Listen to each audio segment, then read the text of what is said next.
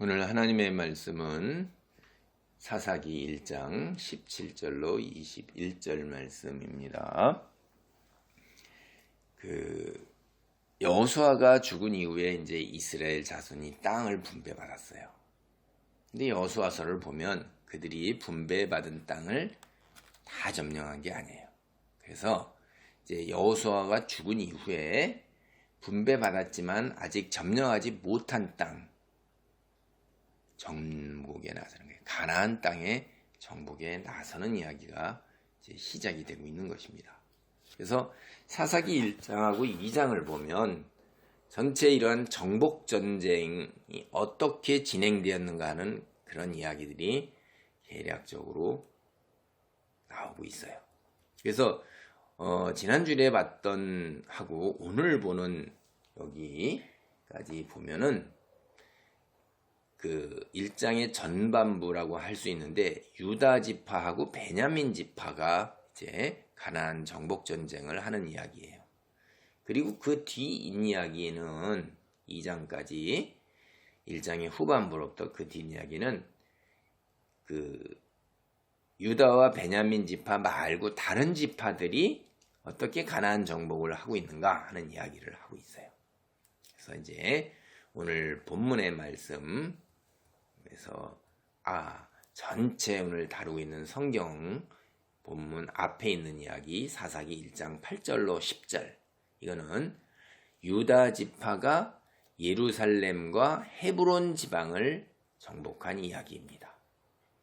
그러니까 앞에서 1장 1절로부터 7절까지 가나안의 이제 베색이라는 곳을 베색을 정복한 유다 지파가 그 승리의 여세를 몰아가지고선 순식간에 8절에 보면 예루살렘을 정복을 해요.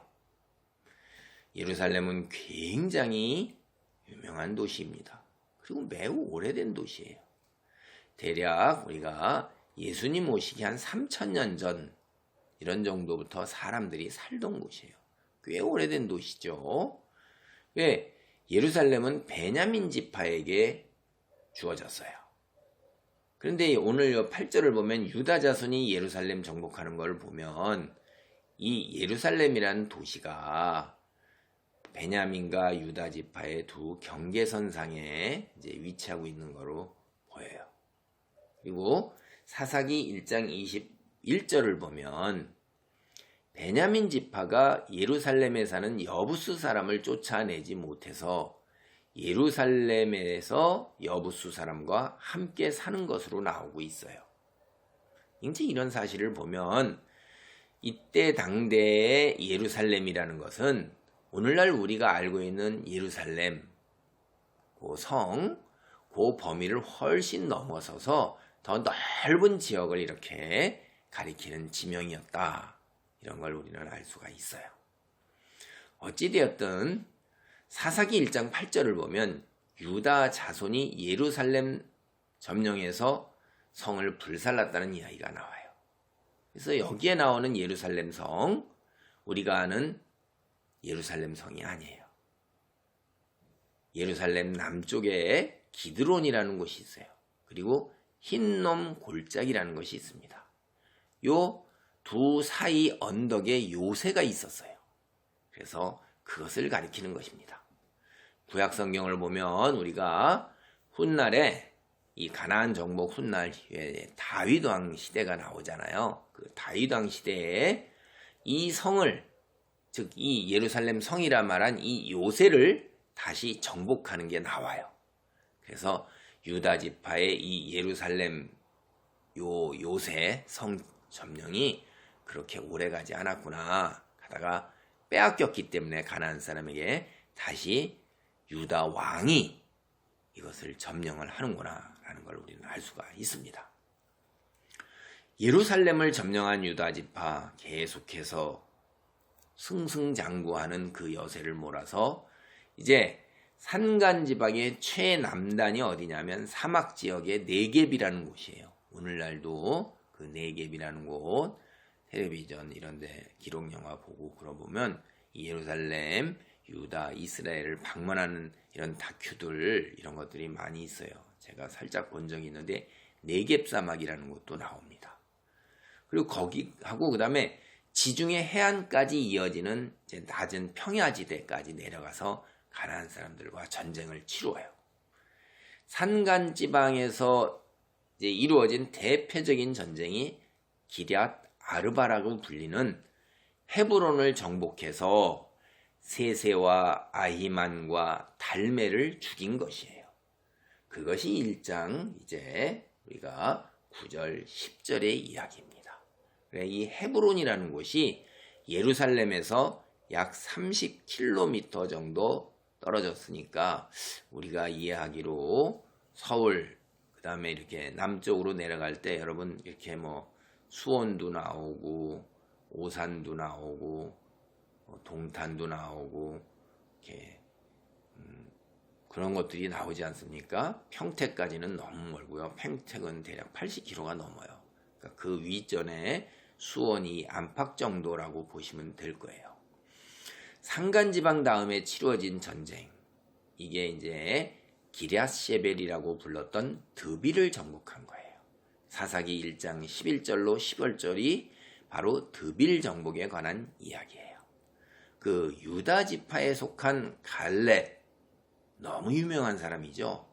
우리는 갈렙, 성경 조금 알고 교회 나온 사람은 갈렙이 영웅이라는 걸 금방 알아요. 이 갈렙의 지폐 아래, 그 지도 아래서 이제 온니엘이라는 사람이 드빌을 정복한 이야기가 나와요. 이 이야기가 유다 지파의 영광입니다. 사실 대단한 영광이기 때문에 오래오래 두고두고 전해 내려오면서 이걸 자랑스러워하고 기념을 한 거예요. 특별히 이 단락에 나오는 온니엘 그리고 그의 아내 악사, 그의 아내 악사는 바로 갈렙의 딸이에요. 여기 보면 신앙과 인격의 면에서 매우 모범적인 사람으로 등장하고 있어요. 정말로 모범적입니다. 우리가 뒤에 이제 앞으로 살펴보겠지만 온니엘은 이스라엘 최초의 사사로 등장을 해요. 신앙적인 관점에서 보면 그는 사사기에 나오는 다른 사사들하고는 좀 달리 매우 모범적인 사사로 등장하고 있습니다. 그의 아내 역시 마찬가지예요. 이상적인 믿음의 여인의 모형으로 그의 아내 악사가 나오고 있는 거예요. 아버지 갈렙이 이스라엘의 민족의 믿음의 영웅인 그것에 걸맞게 그의 딸 갈렙의 아내가 된 악사가 이상적인 당대 믿음의 여인의 모형이었다 하는 거예요. 기본적으로 악사는 갈렙 집안의 영웅 온니엘과 결혼을 했어요. 이때 당대에 보면 이방인과 결혼해서 땅을 차지할 수 없는 형편에 처한 다른 여인들이 참으로 많았고 그게 흔한 풍습이었는데 그것과 너무 선명한 대조를 이루고 있는 거예요. 덧붙여 이 악사가 부모 대하는 태도 매우 공손해요. 그녀는 자신이 원하는 것을 분명하게 밝히면서도 그 아버지에게 예의를 다하고 있어요. 악사는 예의 범절을 갖춘 여성의 모델입니다.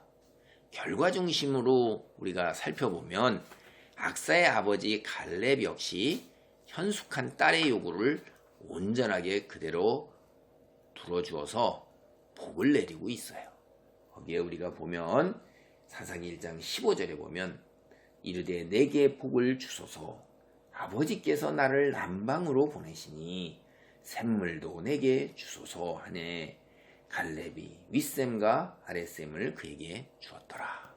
샘 하나를 요구했는데도 아버지는 딸에게 샘을 2개씩이나 주고 아버지에게 이렇게 공손하게 자신이 원하는 복 그거를 이야기할 때 갈렙이 또 복을 그대로 이루어줘요. 하나님은 사람을 통해서 그 역사하시는 거지 아주 드물게 직접 나오시기는 하지만은 그런 일보다는 사람을 통해서 역사하시는 하나님이에요. 그 이상적인 믿음의 여인 악사는 아버지 갈렙을 통하여 이렇게 놀라운 축복을 받는 것을 우리는 볼 수 있습니다. 사사기 1장 16절 보면 우리는 구약시대 이방인이 어떻게 구원을 받는가 하는 이런 하나의 사례를 살펴볼 수가 있어요. 사사기 1장 16절이 이런 말이 있습니다. 모세의 장인은 겐 사람이라 그의 자손이 유다 자손과 함께 종려나무 성읍에서 올라가서 아랏 남방의 유다 황무지에 이르러 그 백성 중에 거하니라. 이걸 보면 이 다윗 지파가 모세의 장인 겐 사람, 겐 족속과 함께 올라가서 가나안 사람과 전쟁을 치르는 거예요. 이 이방 사람인 겐 족속, 그들이 하나님의 백성과 연합해서 전쟁을 수행한다는 얘기는 그들 역시 이스라엘 백성 안으로 들어와 있다는 것입니다. 여러분, 우리는 이것보다도 먼저 이방 사람이 구원받는 게 여호수아서를 보면 이방 여인 라합이 구원을 받는 걸 알아요. 여리고성에서 기생이었던 라합이 하나님의 백성의 정탐꾼을 하나님을 믿고 받아들여서 구원받은 것을 우리는 알아요. 근데 이것 외에 또 다른 이방인의 구원 사례가 바로 모세가 이방 여인 십보라와 결혼을 해서 그 족속들이 구원받는 과정, 십보라의 최소한도의 가문이 전체가 다 구원받는 과정을 우리는 성경을 통해서 봅니다. 오늘 사사기 1장 16절은 그 이야기에 대한 증거인 것입니다. 출애굽기 18장을 보면 모세가 이스라엘 백성을 이끌고 애굽 땅을 탈출한 지 얼마 되지 않은 때에 그의 장인 이드로가 모세를 찾아오는 이야기가 나와요.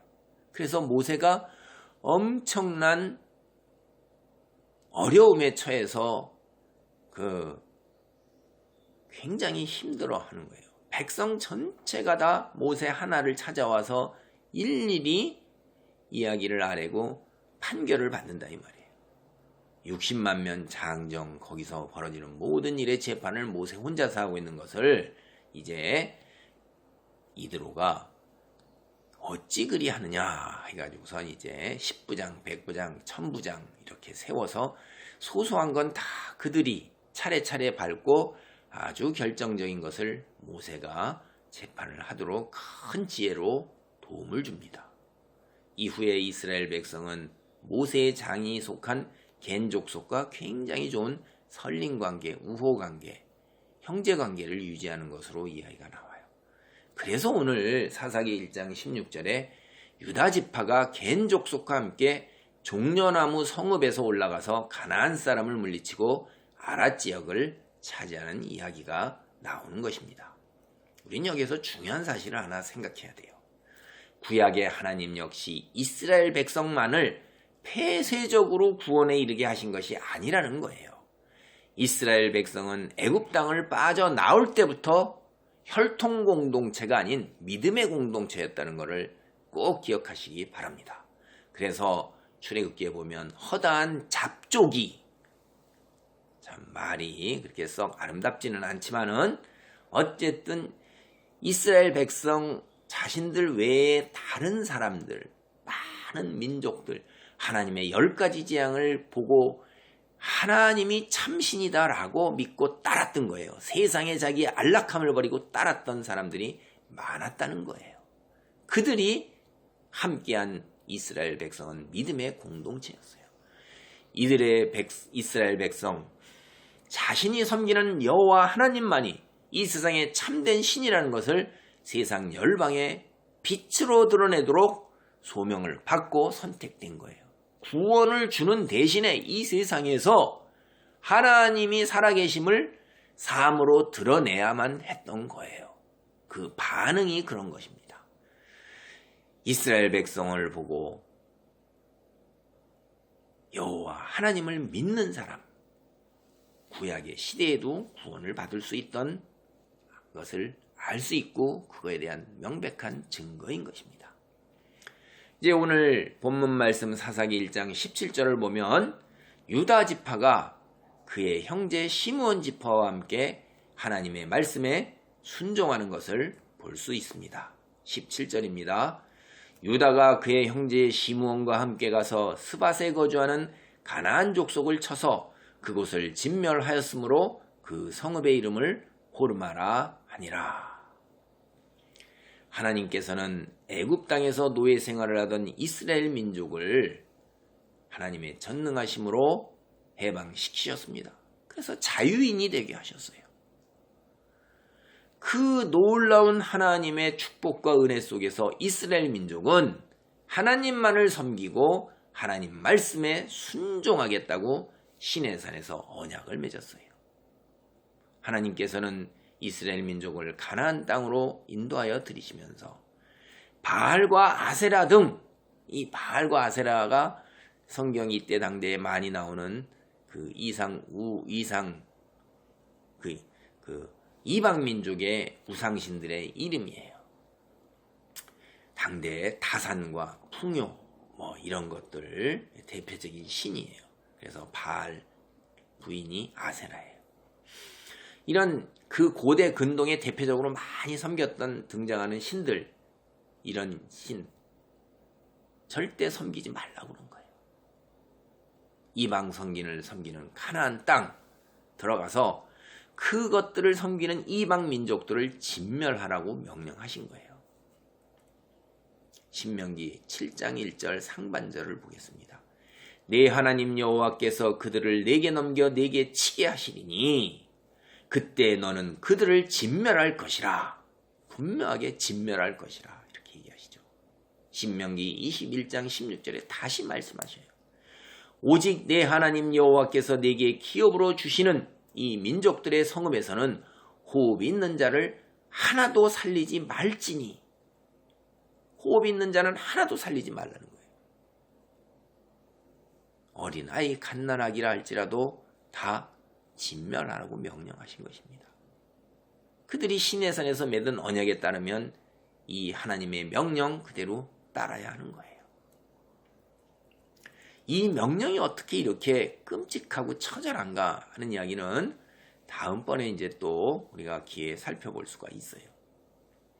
오늘 본문 사사기 1장 17절을 보면 유다와 시므온 지파는 이방 민족을 진멸하라고 명령하신 하나님의 말씀을 잘 따르고 있음을 우리는 알 수 있어요. 스밧 지역의 가나안 사람을 진멸했어요. 그리고 그곳의 이름을 호르마, 이게 진멸의 도시라는 거예요. 진멸의 도시. 이름을 아예 바꾼 거예요. 늘 기억하려고. 하나님의 말씀에 우리가 순종했습니다. 진멸. 바꿔버린 거예요. 그 의지를 분명하게 드러내고 후손들에게 조상들이 한 일을 기억하게 만드는 것입니다. 사사기 1장 18절을 보면 유다 지파는 승리의 여세를 그대로 몰아서 이제 지중해 해안에 위치한 가사, 아스글론, 에그론 이 도시와 이들의 지역을 점령합니다. 18절입니다. 유다가 또 가사 및 그 지역과 아스글론 및 그 지역과 에그론 및 그 지역을 점령하였고. 이제 구약 성경을 읽으면 우리가 이런 히브리어 발음 그대로 나오는 이 도시하고 사람 이름이 굉장히 힘들어요. 너무나 많이 나오기 때문에. 그런데 이 가사, 아스글론, 에그론 이것은 구약 성경에서 내내 등장하는 블레셋 사람들의 5도시가 나오는데 그 도시의 3도시예요. 중요한 5도시, 아주 중요한 5도시 계속해서 반복해서 나옵니다. 가사, 아스글론, 에그론. 이 유다 지파가 차지한 도시, 예수님이 오시기 1200 내지 1100년 전부터 블레셋 사람이 차지한 도시예요. 근데 이 블레셋 사람은 오늘날에 우리가 크레타라고 아는 지중해에 섬이 있어요. 큰 섬이 있습니다. 거기에서 건너온 사람들이에요. 그리고 해적이에요. 그걸로 먹고 살았던 사람이에요. 해적질. 이 우리 일본 사람들이 외구로서 해적질로 먹고 살았던 거 알죠? 본업이 해적질이고 부업으로 이제 무역을 하는 것. 이게 이제 블레셋 사람들이에요. 그리고 외구들도 본업이 외구고 부업으로 이제 다른 일들 농사도 짓고 고기도 잡고 하는 일을 하는 거죠. 그래서 이 블레셋 사람은 성경을 보면 이스라엘 민족을 가장 많이 괴롭힌 족속들이에요. 이스라엘의 철천지 원수예요. 오늘날도 여전히 현대의 이스라엘과 가장 나를 세워서 이스라엘 괴롭히고 있는 그 민족이 팔레스타인, 바로 그 똑같은 것입니다. 구약 성경을 보면 블레셋 사람의 도시 이야기할 때 제가 다시 말씀드리지만 이 세 도시하고 가드하고 아스돗을 포함해서 이야기를 해요. 자, 우리가 지금까지의 이야기 속에서 유다 지파는 큰 어려움이 없어요. 가나안 지역을 정복해 나가는데. 그런데 이제 이후부터 가나안 정복에 문제가 발생하기 시작하는 거예요. 사사기 1장 19절로 20절을 봅니다.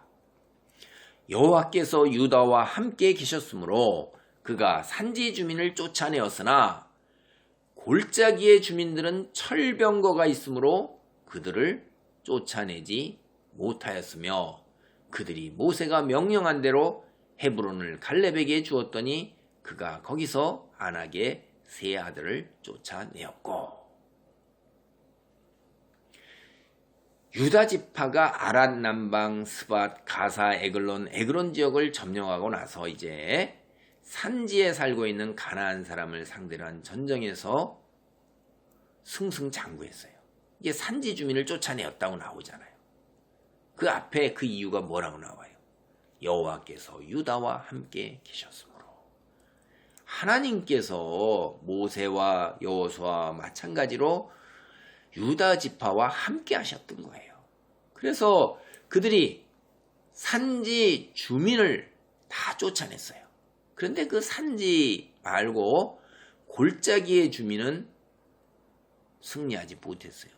여러분, 여기서 골짜기 그러니까 이게 산지로 생각하기 쉬운데, 이제 이스라엘 지역 이쪽에 그 요단강 지역 쪽 얘기를 하는 거거든요. 이게 낮은 쪽. 거기를 가보면 그 골짜기라는 게, 여러분 한번 기록 영화나 이런 데 가서 보세요. 평지에서 물이 우기 때 내려가 가지고 파여진 거예요. 그러니까 여기 골짜기는 평지예요. 이게 산지가 아닙니다. 그걸 잘 기억을 하셔야 돼요. 그래서 평지니까 철병거를 쓰는 거지, 산지에서는 철병거를 쓸 수가 없는 거예요. 마차를 어떻게 산지에서 끌고 다니겠습니까? 철병거라는 것은 오늘날로 이야기하면 탱크예요. 탱크. 전쟁에서 육지전에서 지상전의 왕자는 탱크죠. 그러니까 어느 나라든지 남보다 더 강한 탱크를 가지려고 그렇게 애를 쓰면서 다들 탱크 수를 눌리면서 앞에 포탄에 부서지지 않는 탱크를 만들죠. 그 탱크는 당할 수가 없는 거예요. 철병거가 있으니까 주민들을, 골짜기의 주민을 상대로 한 전쟁에서 승리하지 못하였습니다. 그래서 성경이 철병거가 있어서 쫓아내지 못했다고 이야기를 해요. 여러분, 골짜기의 주민을 쫓아내지 못한 이야기가 정말로 철병거라고 생각을 하시나요? 잘 생각해 보세요. 제가 골짜기가 어떤 것이냐는 낮은 지대라는 걸 다시 이야기했잖아요.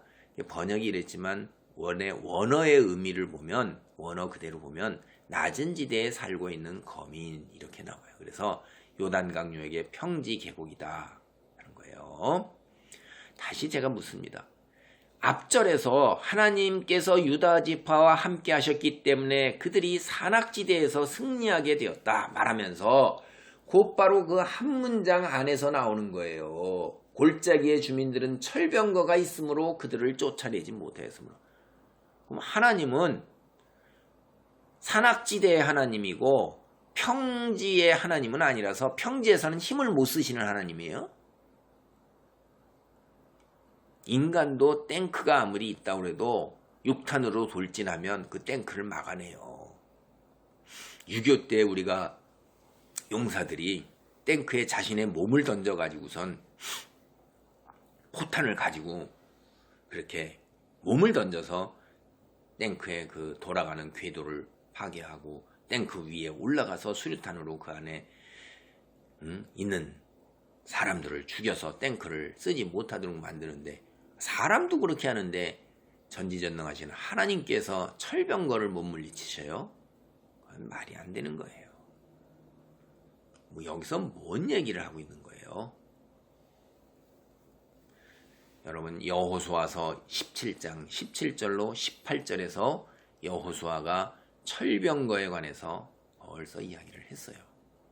우리가 그 본문을 봅니다.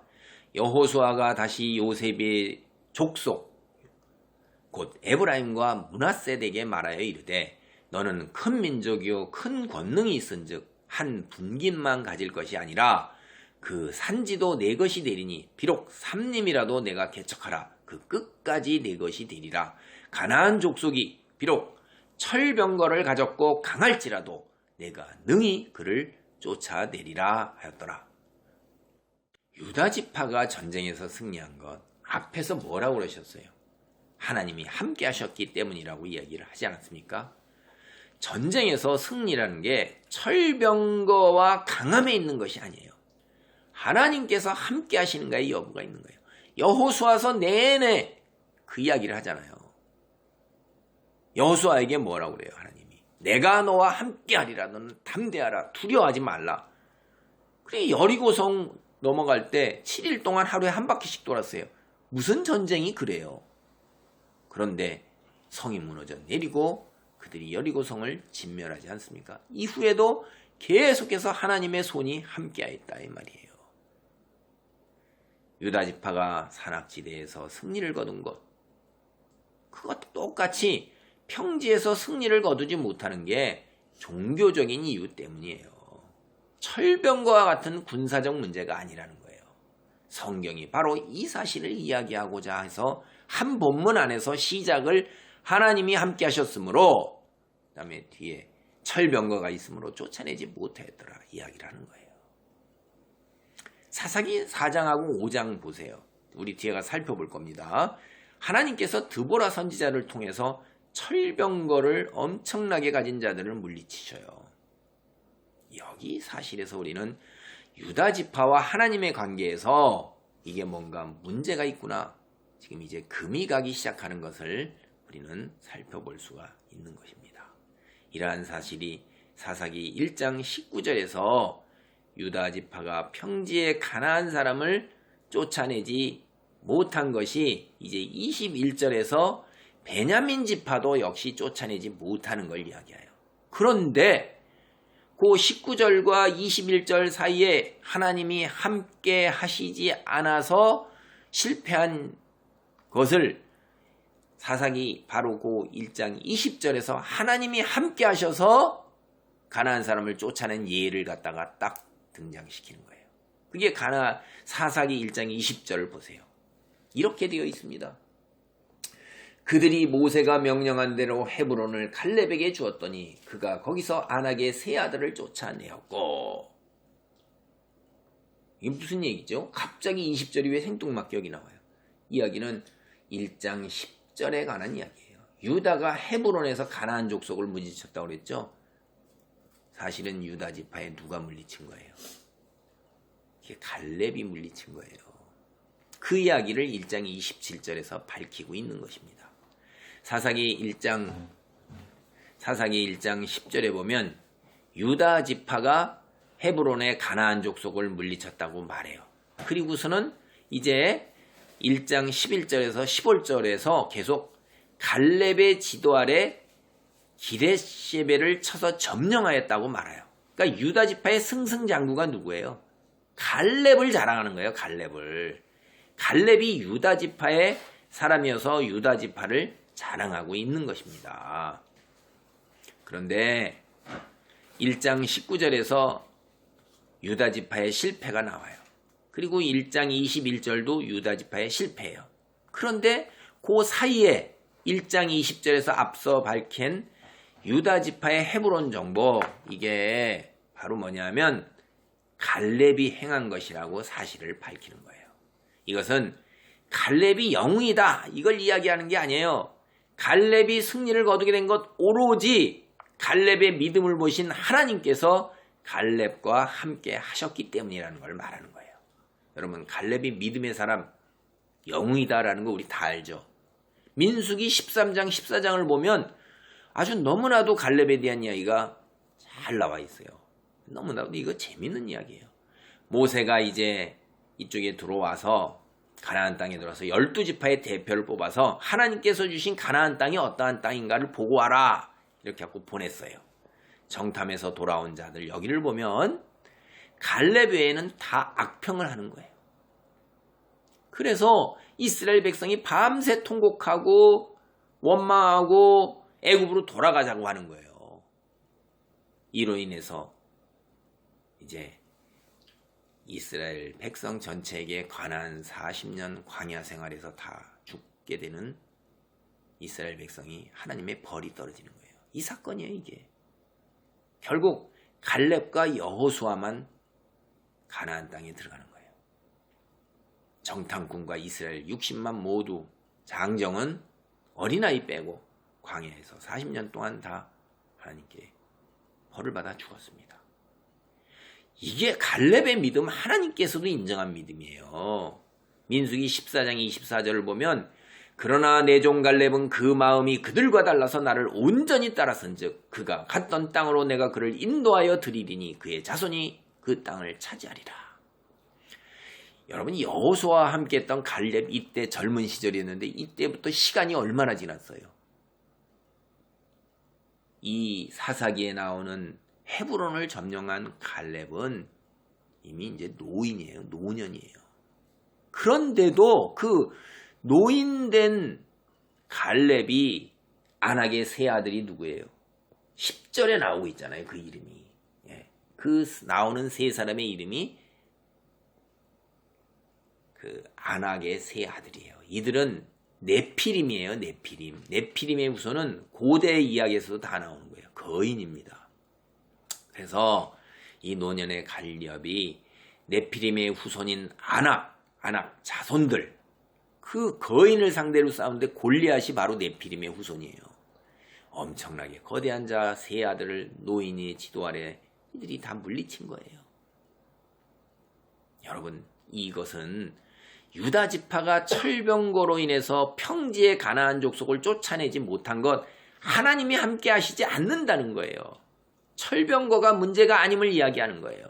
그게 사사기 1장 27절에서 그와 같은 깨달음을 더 할 수 있도록 21절도 그 이야기를 하는 거예요. 21절 봅니다. 1장. 베냐민 자손은 예루살렘에 거주하는 여부스 족속을 쫓아내지 못하였으므로 여부스 족속이 베냐민 자손과 함께 오늘까지 예루살렘에 거주하니라. 금방 알죠? 여기는 우리는요. 예루살렘에 거주하는 여부스 족속 왜 쫓아내지 못해요? 힘이 딸려서요? 그랬으면 애당초 가나안 정복에 못 나가는 거잖아요. 하나님이 함께 하시지 않는 거예요. 왜 하나님이 함께 하시지 않을까요? 여기서 성경이 무엇을 이야기하고자 하는 것을 우리는 생각을 해봐야 돼요. 성경 본문을 꼼꼼하게 살피면서 우리가 생각을 해봐야 된다는 거예요. 그냥 지나가면 안 되는 거예요. 사사기 1장 19절은 유다 지파, 1장 21절은 베냐민 지파가 가나안 족속을 쫓아내지 못한 걸 이야기하여 다시 반복하지만 그 중간 20절에서 하나님이 함께 하시는 믿음의 사람 갈렙이 헤브론의 아낙 자손 거인을 쫓아낸 것을 이야기하는 거예요. 이스라엘 백성이 상대하기 힘든 게 철병거만 그렇습니까? 거인도 모두 다 상대하기가 힘든 거예요. 현실적인 관점에서 인간적인 생각으로 하면 전쟁에서 승리하는 것이 불가능해 보이는 요소라 이 말이에요. 이게 민수기 13장 32절로 33절입니다. 이스라엘 자손 앞에서 그 정탐한 땅을 악평하여 이르되 우리가 두루 다니며 정탐한 땅은 그 거주민을 삼키는 땅이요 거기서 본 모든 백성은 신장이 장대한 자들이며 거기서 네피림의 후손인 아낙 자손의 거인들을 보았나니 우리는 스스로 보기에도 메뚜기 같으니 그들이 보기에도 그와 같았을 것이라. 이스라엘 백성은 눈을 볼 때 철병거, 네피림의 후손인 아낙 자손, 거인 다 무시무시한 거예요. 어떻게 이들 상대로 해서 전쟁을 해서 승리를 거둘 수 있느냐. 그러니까 다 우리를 다 삼키는 땅이다. 자, 우리는 메뚜기에 지나지 않는다. 근데 믿음을 지닌 사람이라면 눈에 보이는 것을 보지 않는다 이 말이에요. 이 세상의 통치자가 누구시며 이 세상을 다스리는 분이 누구냐? 전쟁의 승리는 하나님께 달려있다. 역사는 하나님이 이끌어 가신다. 창조주 여호와 하나님 단 한 분만이 참된 신이시며 그분이 세상의 통치자이기 때문에 내 눈에 보이는 것이 전부가 아니고 내가 지금 닥친 이 현실의 문제, 전쟁, 이것 승패는 하나님 손에 있는 것이다. 눈에 보이는 철병거 혹은 거인의 힘이 아니라 하나님이 함께 하심이 결정적인 거다. 이렇게 생각하는 거예요. 오늘 사사기 본문 유다 지파가 가나안 족속을 쫓아내지 못한 것, 갈렙처럼 하나님이 함께 하시지 않았기 때문이라고 말하고 있는 거예요. 하나님이 유다와 베냐민 지파와 함께 하시지 않는 것, 이들이 하나님 말씀을 따르지 않기 시작하고 있기 때문에 하나님께서 그 언약을 그대로 지키시는 거예요. 사사기 1장 21절에서 베냐민 자손은 예루살렘에 거주하는 여부스 족속을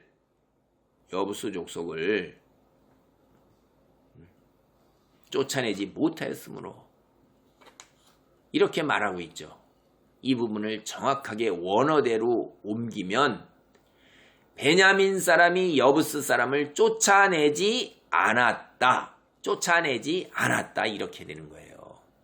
이스라엘 백성은 어떤 이유에서인지 가나안 족속을 진멸하라는 하나님의 말씀을 따르지 않은 겁니다. 베냐민 사람은 가나안 사람을 내쫓을 능력이 있었음에도 불구하고 가나안 사람을 내쫓지 않은 거예요. 베냐민 사람 의도적으로 하나님의 명령을 따르지 않고 있는 것입니다. 오늘 말씀을 정리합니다. 유다 지파와 베냐민 지파는 처음에는 하나님의 말씀에 순종하였습니다. 그래서 하나님이 그들과 함께 하심으로 인해 가나안 족속과의 전쟁에서 승리했습니다. 그런데 차츰 그들은 하나님 말씀에 순종하지 않았고 그로 인해 하나님의 임재를 경험하지 못함으로 인해서 가나안과의 전쟁에서 승리하지 못하기 시작했습니다. 심지어 베냐민 지파는 가나안 족속인 여부스 족속을 쫓아낼 능력이 있었음에도 불구하고 내쫓지 않고 함께 살았던 거예요. 의도적으로 하나님 말씀을 따르지 않는 겁니다. 그리스도인이라 불리는 우리 여기에서 죄라는 것을 알면서도 현실과 타협하고자 하는 것, 하나님 말씀을 따르지 않고자 한 적, 이게 없는가 나가 한번 살펴봐야 되는 거예요. 이것이 오늘 사사기 본문이 우리에게 주는 하나님의 가르침입니다.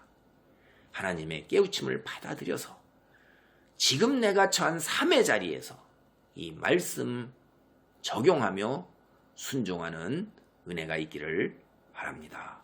아멘.